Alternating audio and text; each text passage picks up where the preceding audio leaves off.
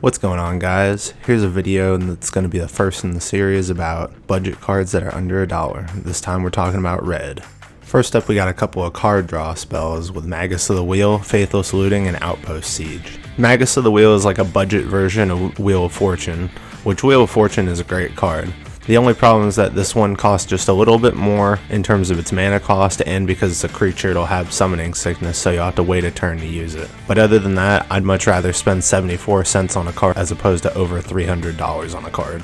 Faithless Looting is one of the best loot spells in Magic because you actually get to draw 2 cards before you discard 2 cards, so then you can decide the best out of all of the cards you've seen. Plus, it also has flashback, so for the total cost of 4 mana, you get to do this twice, letting you dig a total of 4 cards deeper into your deck. Outpost Siege works very well as a card draw engine if you choose the con side of it. On top of that, you can choose the dragon side if you have some sort of infinite leaves the battlefield trigger combo, and this will actually act as a win con or a combo outlet, whatever you want to call it. Now we're into the section that I just call good budget cards. They don't really fit into any particular category.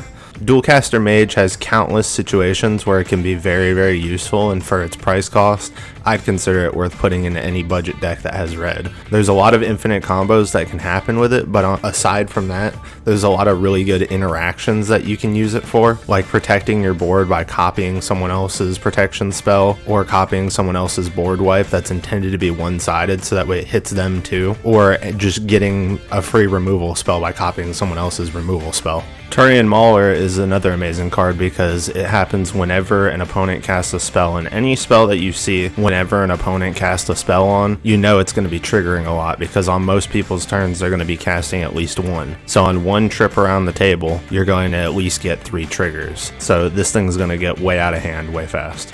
Now we're on to the ramp category.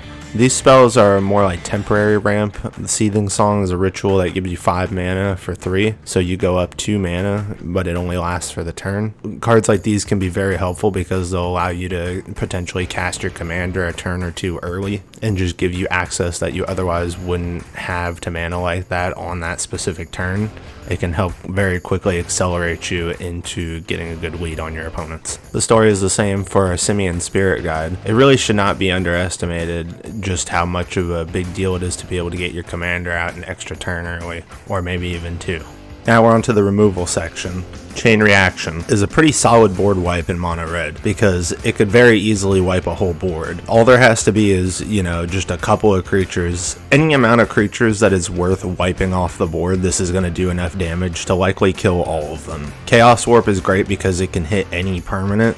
It doesn't have to be a creature or whatever. There's no restrictions. There is a potential downside to it with the second sentence on there, but the fact that this is so universal and can be an answer to any type of permanent is what makes it such a good card. And Abrade is great because it is a cheap artifact removal spell that could also take care of a small creature. Lastly, these two I consider to be pretty much win cons. Warstorm Surge is a great payoff for any infinite ETB trigger combo because you're going to sit there and be able to infinitely deal damage to any target.